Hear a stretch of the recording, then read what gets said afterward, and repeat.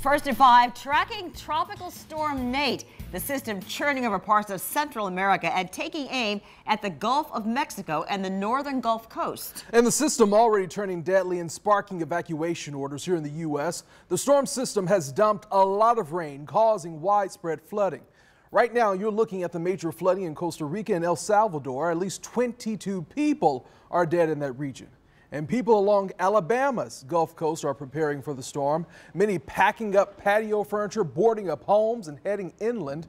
Mandatory orders already ordered in Louisiana for evacuations. First Coast News storm expert Tim Deegan is joining us now with the very latest on this track. And Tim, you just got some new information with the 5 o'clock update. Indeed, right? Literally just moments ago, and it shows an intensifying and large Tropical Storm Nate. And because the size is increasing, hurricane warnings have been extended to New Orleans. Doesn't mean the track has shifted. In fact, if anything, the official track is maybe just a couple miles farther off to the east. But because the extent of the hurricane force winds, the predicted hurricane force winds, the New Orleans metropolitan area just went from a tropical storm warning to a hurricane warning. So here are the numbers. Now winds are at 60 miles per hour, gust to 70, continues to move along, race along really, to the north-northwest at 21 miles per hour. The pressure continues to drop. We combine the dropping pressure with the just the satellite presentation shows us a strengthening tropical storm. The hurricane hunters will be back in there this evening, and we'll get some good numbers for that and also for,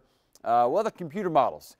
Just during about the last 4 hours, Nate has developed what we call a CDO, a central dense overcast. We had seen these big spirals of thunderstorms, but notice how we just see this dense area of almost solid thunderstorm activity. That means, unfortunately, it looks like Nate is beginning to intensify and maybe rapidly intensify. Here's the forecast track going by Cozumel as a strong, large, organizing tropical storm. Might get by Cozumel and through the Yucatan Channel before becoming a hurricane. Then intensifying to a Category 1, can't rule out a Category 2, maybe a little bit stronger, and then making landfall between Biloxi and Mobile. However, because of the asymmetry, that is, there's much more in the way of strong winds to the east.